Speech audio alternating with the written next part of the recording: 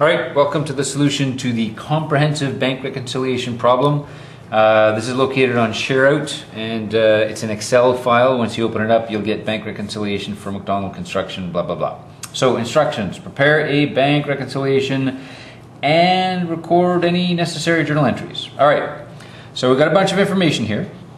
And we know that the first step in doing a bank reconciliation is to eliminate items that are that appear both in the general ledger and in the bank statement. So we're going to kind of lay these out side by side, and it's going to be a little bit hard to look at them both simultaneously. So we'll just kind of do them one at a time here.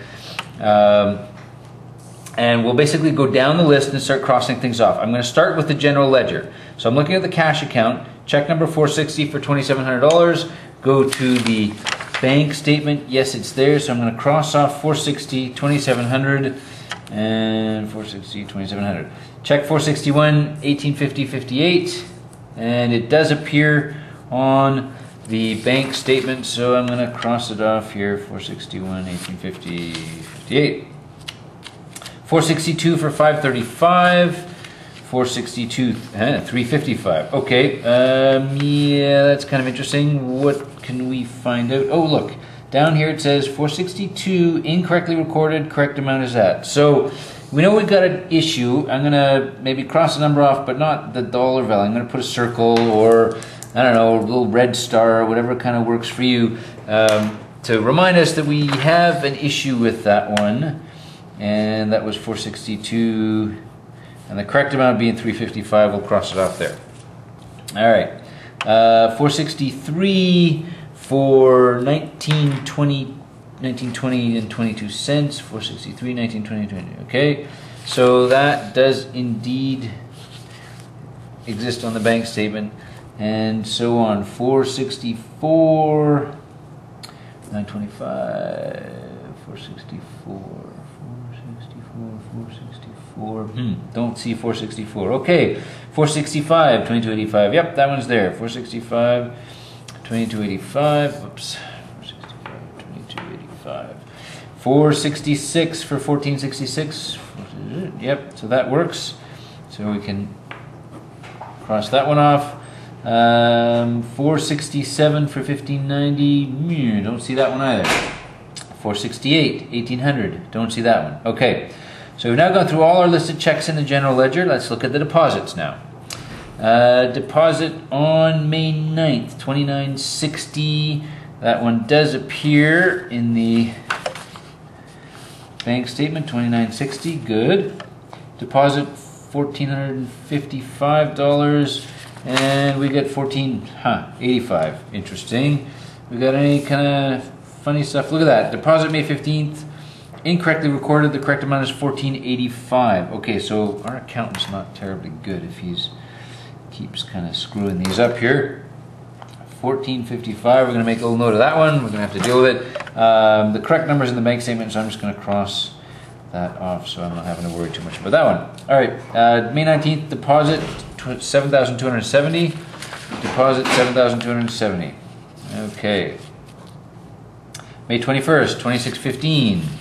And that does also appear in the bank statement, and 2200 does not. Okay, so we've got a couple of items that are based on our general ledger are not in the bank statement. Okay, now let's go look at the bank statement, see if there's anything in here that we know about or can deal with. So balance for May 1st deposit, $1,250. Okay, so that's not crossed off, but look at this. Here it says the previous month's bank reconciliation showed the following. Deposit in transit. So on April 30th, they deposited $1,250, and that would reasonably show up as $1,250 in the bank statement. Now that's not going to be in our general ledger here, because this is May's general ledger, right? So the month before would have shown a deposit, and so we can cross off this $1,250 and the $1,250 that shows up here, because it's a deposit in transit. Now, we've also got outstanding checks from the last bank rec. So have any of these been cashed? 453, 626.50, 453, 626.50. So these came in. These were outstanding checks on the April bank reconciliation. They've now been cashed, so we eliminate them. They've kind of gone through the system and it's all good.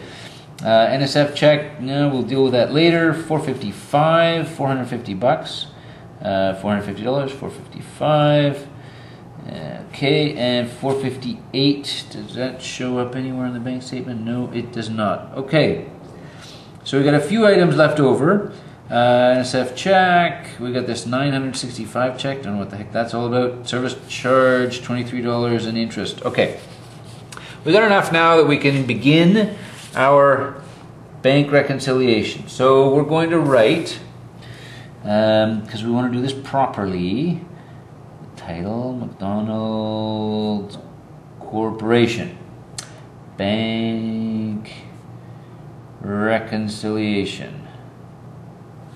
And the most important item here really is the date, so that we know as of when this bank reconciliation takes place, all right? And we're going to begin with the bank balance. And what do we have? Bottom right hand corner of the bank statement, $13,045.36. 13,045.36. Okay. And next we're going to add deposits in transit.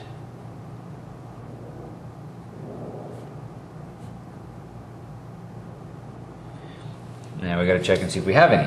Okay, so we would go and look at the general ledger, and are there any things that we've deposited in the general ledger that don't show up on the bank statement? And look at that. On the 31st of May, we did have a deposit for $2,200 that does not show up on the bank statement, so that becomes for us a deposit in transit, and we will record it as such, $2,200. And I'm just going to cross it off here because that means it's one less thing we have to keep track of now that we've got that. Okay, any other deposits in transit? I don't see any. Okay, moving on. Less outstanding checks. Okay, so now we've got to be a little bit careful because any checks that were outstanding from the last month's bank reconciliation will still be outstanding if they didn't clear. So we go back to our facts here, and we saw that last month 453 cleared and 455, but not 458. So we're going to list check number 458 for $1,503.50 as our first outstanding check.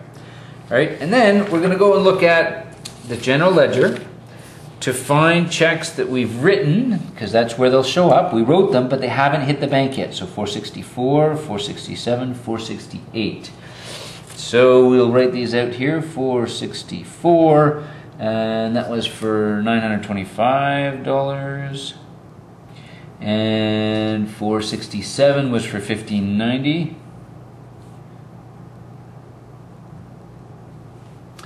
And 468 was for $1,800.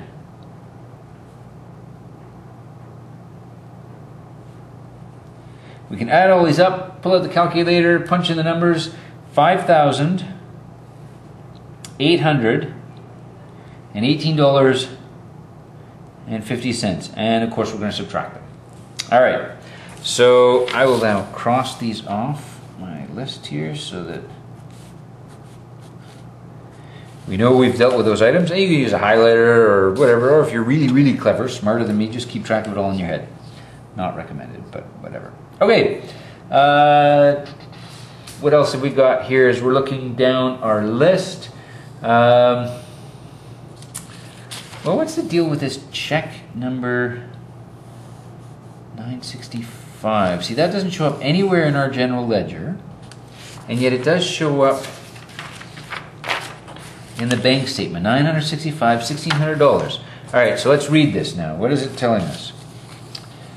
Check number 965. $1,600 was incorrectly drawn on the McDonald Construction Bank account. The check was issued on the account of McDonald Holdings. So a different company called McDonald Holdings wrote a check for $1,600, and their customer cashed the check, and the bank took it out of our account Not so good. The bank screwed up.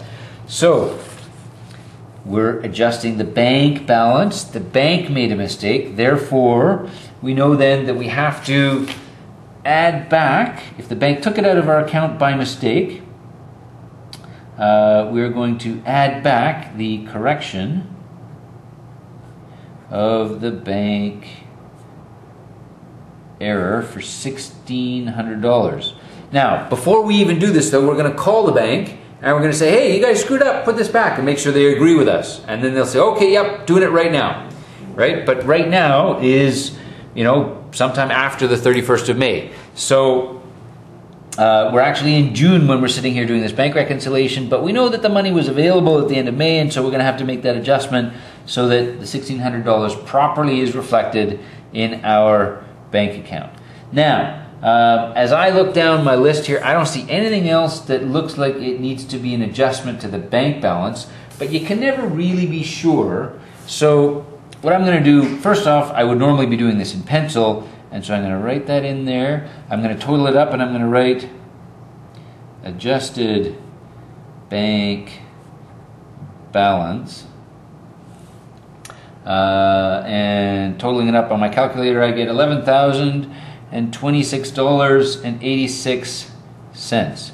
But instead of starting immediately below that, I'm going to leave a couple lines of room, just because, you know what, you never know. So if I start my book balance adjustments down here, if I've missed something and I have to erase this and add it in and stuff, I'm not all screwed up. I've left myself enough room. So I'm going to write here the book balance.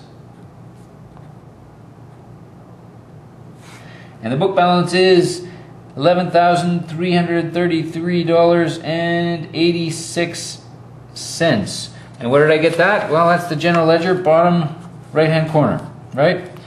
That one we dealt with. Okay. So what other adjustments do we need to have? Well, let's see. Do we have anything we have to add to that? Okay. So let's see now. As we look at our little kind of screw-ups here, we have this check and we have this deposit. Deposit May 15th was incorrectly recorded. The correct amount is $14.85 and we recorded $14.55. So that means we deposited $14.85 but only wrote down $14.55. So we wrote down $30 too little, and so we have to add or write in another $30 into our books to increase the book balance, and so we're going to add that to the book balance. We will call this correction